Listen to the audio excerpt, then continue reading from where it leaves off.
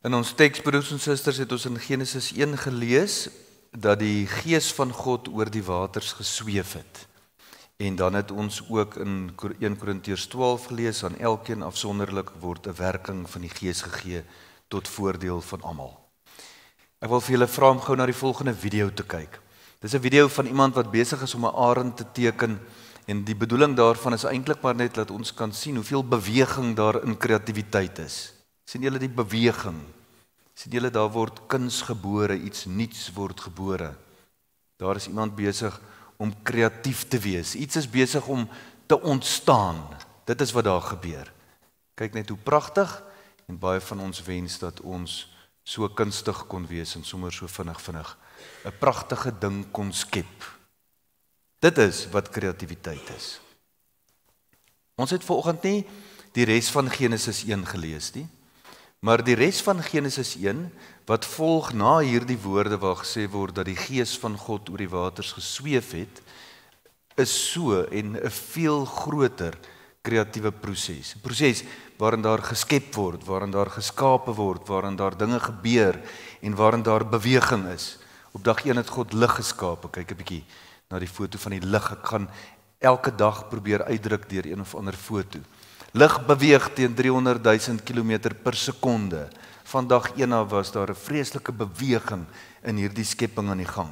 Dag 2 het God die water geskei en so die hemelkoepel gevorm.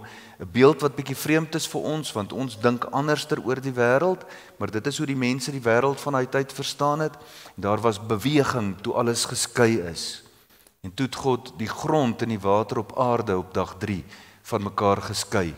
En sedertdien klots die water teen die rotse reg oor hierdie oseaan en is daar beweging. Daarna het God die hemelliggame geskape. En dit is nogal pragtig om te hoor dat God dag 1 die lig geskape het en eers dag 4 die hemelliggame. Met ander woorde, dit wat vir ons lig op aarde gee, die son en die maan, God het dit nie nodig om lig te hê nie. Is dit nie pragtig nie? Eers dag 4 die son en die maan.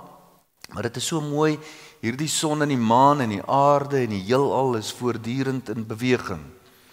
Die volgende dag het God die visse in die see en die voëls in die lug gemaak. Ons het nou daai arend gesien, voëls sweef en beweeg, hulle is vryer as enige ander dier op aarde, en binne in die see waar daai visse by daai koraalrif swem, is daar ook beweging, golwe wat heen en weer vloei. En toe het God op dag 6 die dier en die mens gemaak.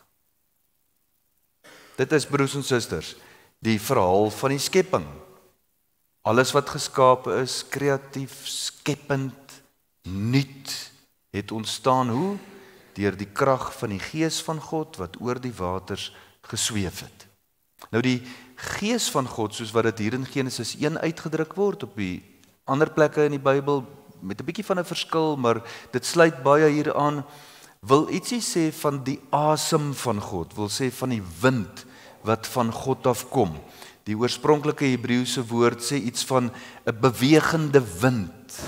Dit is wat die Gees van God is. Hierdie bewegende wind, God se teenwoordigheid, het oor die waters gesweef en dit het alles laat ontstaan. Nuut, skepend, kreatief. As ons na die skepping kyk, sien ons met ander woorde nie net iets nuuts nie, maar beweging en kreatiwiteit, ontwikkeling. Dinge is aan die gebeur. En dan lees ons in Genesis 2, wat ons nou vanoggend nie gelees het nie, dat God ook die mens maak, en dat hy in die mens se mond, se neus, sy asem blaas. Hoor julle dieselfde gedagte? God se asem binne in die mens, wind wat weer lewe gee, wat die mens laat opstaan, om te kan lewe. En daarmee, by implikasie, het God vir die mens ook die vermoë gegee, om skepend te wees, om aan die beweeg te wees, om dinge te doen en dinge te laat gebeur, en sedertdien het die mens dit ook gedoen. Daarom is die mens ook innoverend en skepend, en het ons byvoorbeeld in die prentjie wat geteken is gesien, dat daai persoon uitdrukking gee aan sy of haar vermoë om skepend te wees en innoverend te wees en kreatief te wees. Maar as God die asem in die mens se neus blaas, om die mens dan nou lewend te maak, sodat die mens kan beweeg en kan doen en kan laat gebeur, dan los God die mens nie daar alleen nie. Van daar af het God deur die ganse geskiedenis nog steeds was hy nog steeds by die mens betrokke en het die mens nog steeds deur sy gees toegerus om in beweging te bly, om skepend te wees, om nuut te wees en nuut te dink. En ons sien byvoorbeeld iets daarvan by die konings. Die eerste koning wat Israel gehad het, koning Saul, van hom word gesê, toe hy gesalf word, dan sal die gees van die Here oor jou vaardig wees, en jy sal saam met hulle profeteer, en jy sal in 'n ander man verander. Hoor julle hoe God se gees nog steeds by mense betrokke is, baie eeue na die skepping verhaal, baie eeue nadat die mens geskape is, bly God betrokke by die mens. En ook die profete sê iets hiervan. Jesaja 61 lees ons, die gees van die Here is op my, omdat die Here my gesalf het om aan die sagmoediges 'n blye boodskap te bring. Die gees van God is op my om iets te bring. Hoor julle nog steeds daar die beweging, daai ding wat ons, daai gebeure wat plaasvind, wanneer God deur sy gees in ons werk. In die Nuwe Testament lees ons ook iets daarvan. Wanneer Jesus gesalf word, kom die Heilige Gees soos 'n duif, hierdie voël wat vlieg en wat vry is en wat beweeg, soos 'n duif op Jesus se skouers. En as Jesus in die woestyn ingaan, dan is dit die Gees wat hom lei, en daarom beweeg Jesus na die woestyn toe. En dan lees ons ook in Handelinge, hoe die Heilige Gees op Pinkstersondag uitgestort word. En waar die Heilige Gees op Pinkstersondag uitgestort word, gebeur daar ook 'n klomp dinge. Daar's mense wat in allerlei tale praat, maar dit gaan gepaard met tonge van vuur. Die Gees het op hulle neergedaal soos tonge van vuur. Kyk 'n bietjie daar die video van 'n vlam. Sien julle die beweging, die krag, die energie, die lig wat dit bring. En dit is, broers en susters, wat ons in die Bybel oor die Heilige Gees lees. As ons oor God se Gees lees, dan lees ons nie van hierdie vaste, konstante wat nie beweeg nie. Ons lees van 'n geweldige krag wat nie net skep nie, die ganse skepping geskape het nie, maar ook van 'n krag wat in ons woon en in ons werk en ons ook tot beweging bring. Pinkstersondag, Heilige Gees. En nou lees ons dat Paulus aan die gemeente in Korinte in 1 Korintiërs 12 sê, dat God so 'n gawe van die Heilige Gees aan elke gelowige gegee het. Dis wat ek en jy het. Dieselfde kragtige werking van die Heilige Gees. Die Heilige Gees wat tot beweging bring, wat dinge laat gebeur, wat met energie gepaard gaan, wat soos tonge van vuur is en lewend is, wat mense help om kreatief te wees, te laat ontstaan, nuut te wees, weer te begin, oor te begin. Daai voortdurende beweging, dit het God deur sy Gees aan ons gegee. Nou sê Paulus in die gedeelte, sonder God se Gees kan nie een van ons elke dag bely dat Jesus Christus die Here is nie. Dit is nie 'n gebeure wat ons een keer in ons lewe doen, 'n belydenis wat ons een keer in ons lewens op ons lippe neem nie. Dit is elke dag 'n bekering na God toe, deur die kragvolle werking van die Heilige Gees wat ons tot geloof bring en ons na die Here toe teruglei.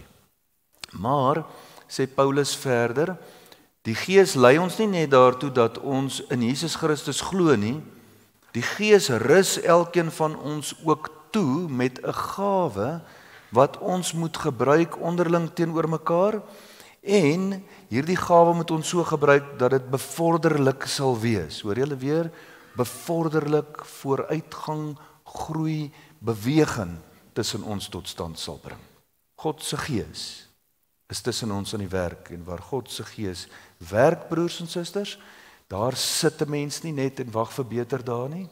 Daar wag ons maar nie net laat ander die werk doen nie. Daar word ek geïnspireer deur God se Gees om dit wat die Gees deur al die eeue doen, en dit wat die Gees deur al die eeue in mense wakker maak, ook in my te laat wakker maak, sodat ek ook geïnspireer kan wees en tot beweging kan kom. En nou het ek 2 Sondae gelede gesê dat ons rondom Hemelvaart en Pinkster 'n bietjie na die werk van die Heilige Gees moet kyk.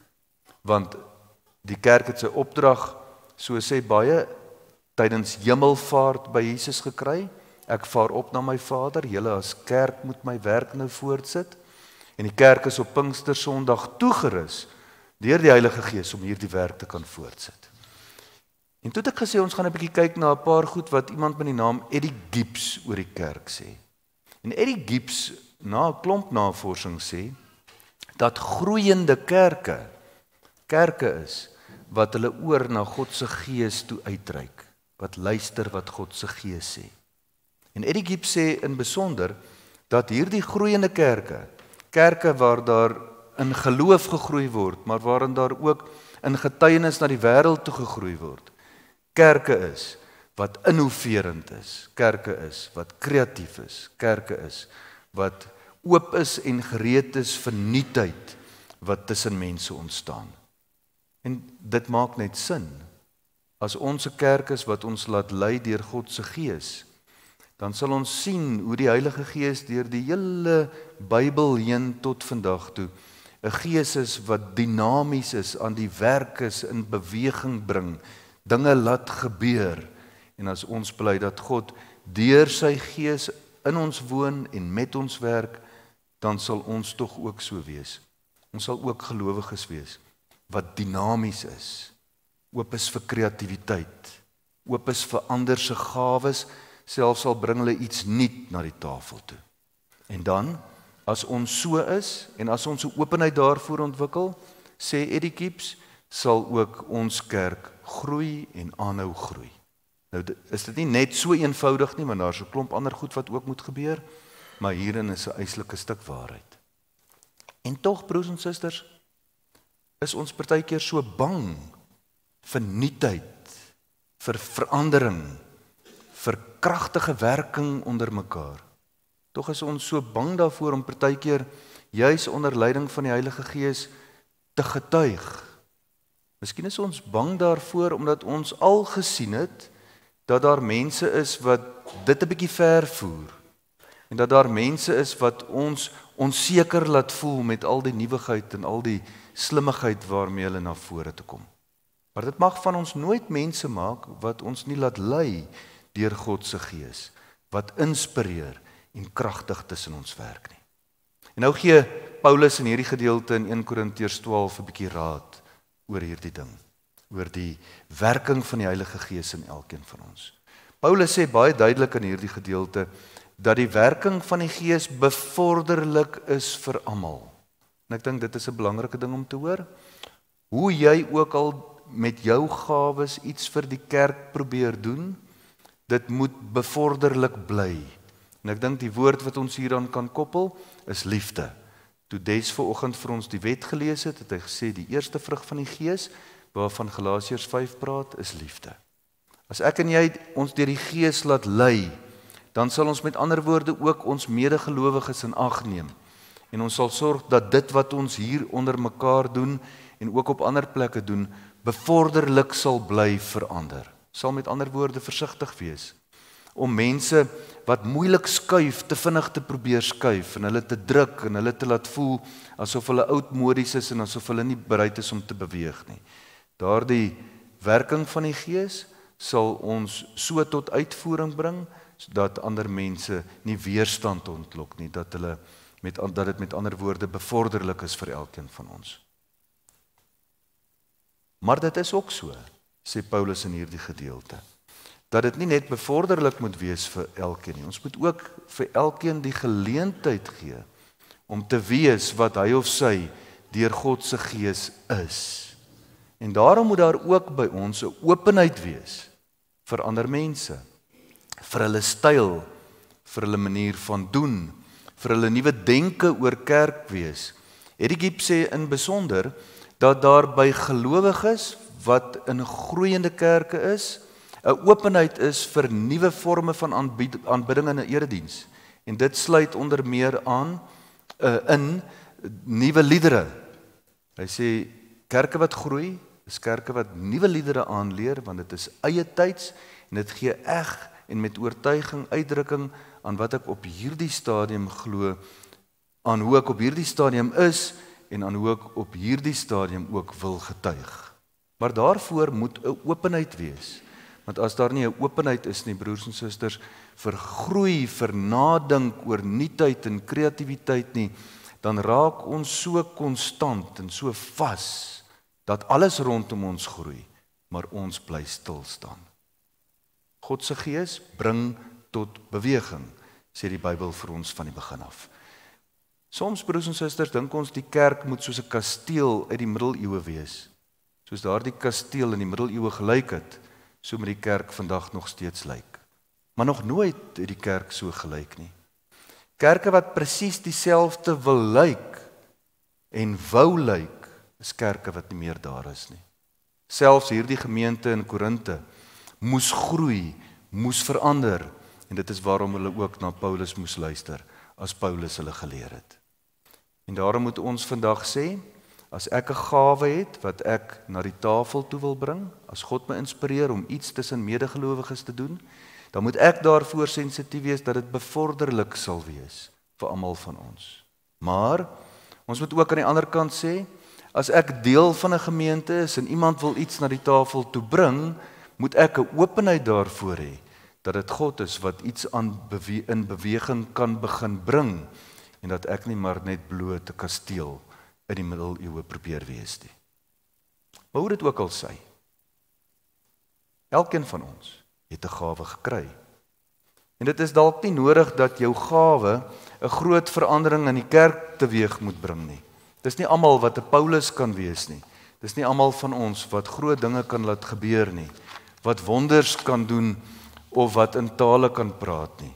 En daarom het Des vir ons in Galasiërs 5 gesê, dat die vrug van die Gees iets anderster is. Dit waarop ons eintlik behoort te fokus, is eenvoudige dinge, soos vreugde en vrede en geduld.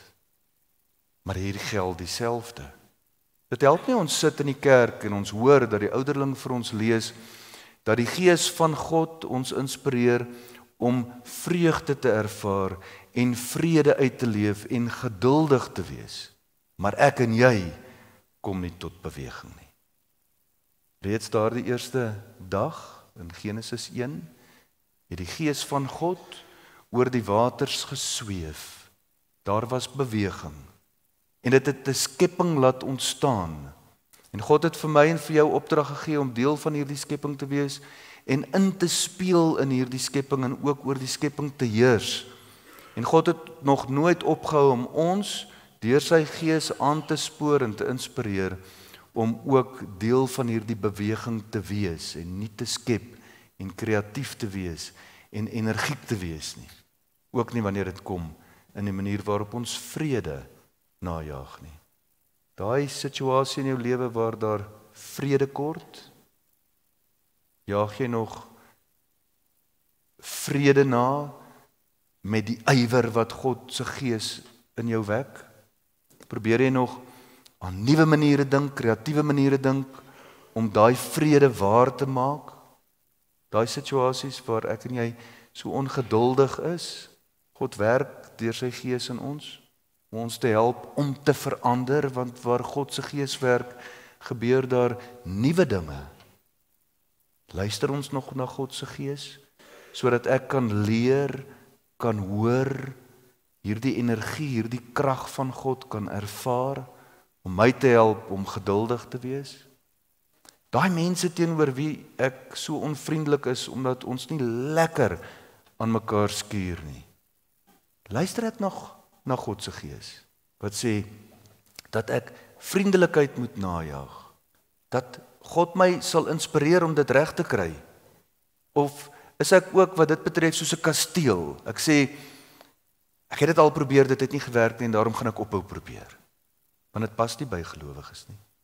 God se Gees help ons om in beweging te kom, en hy doen dit met geweldige krag. Kolossense sê dieselfde kragtige werking wat Jesus uit die dood uit laat opstaan het. En daarom, broers en susters, moet ons vir mekaar op Pinkstersondag sê, ons moet beweeg. Ons moet so beweeg dat ons dit verantwoordelik doen teenoor ander mense en daarom moet liefde as beginsel geld. Maar as ander beweeg, moet ek en jy bereid wees om 'n openheid te hê daarvoor, want ons is nie 'n kasteel in die middeleeue nie. Maar belangriker as alles, ek en jy moet op 'n persoonlike vlak in ons eie lewens beweeg deur God wat ons deur sy Gees inspireer. En ons moet spesifiek beweeg om onder meer liefde na te streef. Daai vreugde wat ons so ontwyk te vind deur God se Gees, want dis daar in Jesus Christus. Ons moet beweeg om vrede na te jaag, geduldig te wees met mekaar, vriendelik te wees en goedhartig te wees en getrou aan mekaar te wees, nederig te wees en selfbeheersing te hê, want God het, nadat hy geskep het, ons nog nooit deur sy Gees ophou inspireer nie. Ons kan. En as ons dit alles doen, sal die evangelie van Jesus Christus in die wêreld versprei. Die kerk en nie net ons gemeente nie, sal groei, want saam met die Gees kom 'n beweging na buite. Kom ons luister, broers en susters, op Pinkstersondag na die Heilige Gees. Amen. Kom ons bid saam.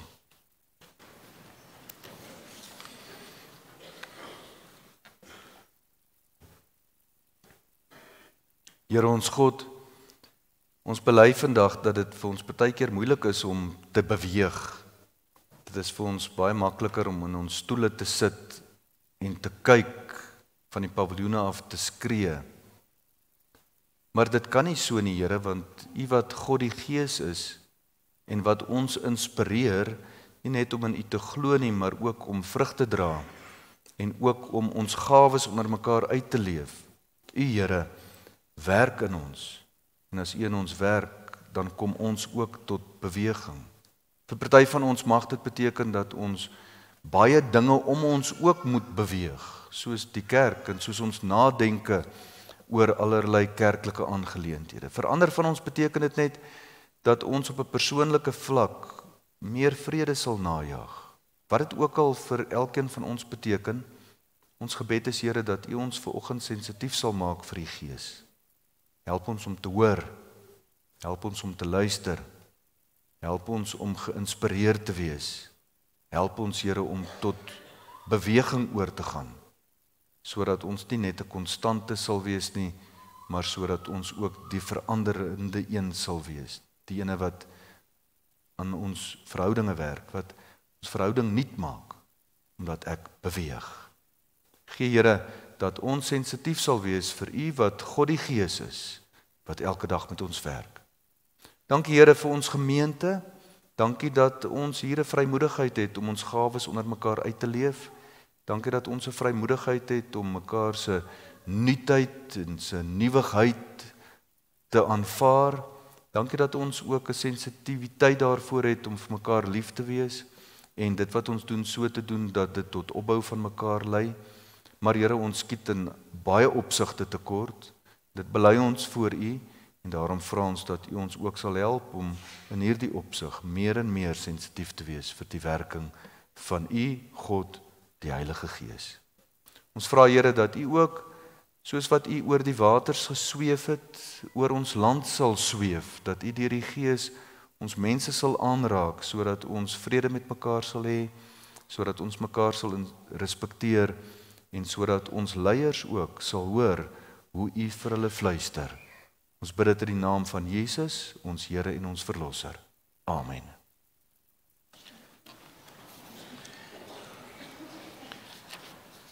Kom ons sing nou ten slotte gesang 347, waarvan die 4de strofe sê, dat God se Gees ons inspireer en opnuut sy kerk sal maak. En dan hierdie mooi woorde, vuur ons aan, dat ons onblusbaar. Hoor julle hierdie inspeel op God se Gees, die Gees van God wat inspireer.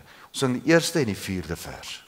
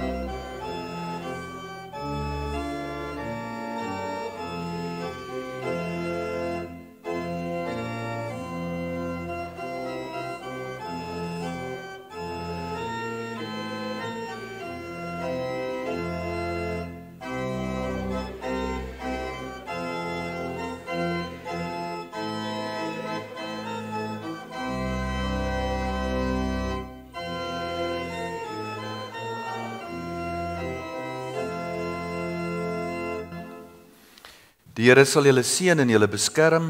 Die Here sal tot julle redding verskyn en julle genadig wees. Die Here sal julle gebede verhoor en aan julle vrede gee. Amen. Baie dankie broers en susters.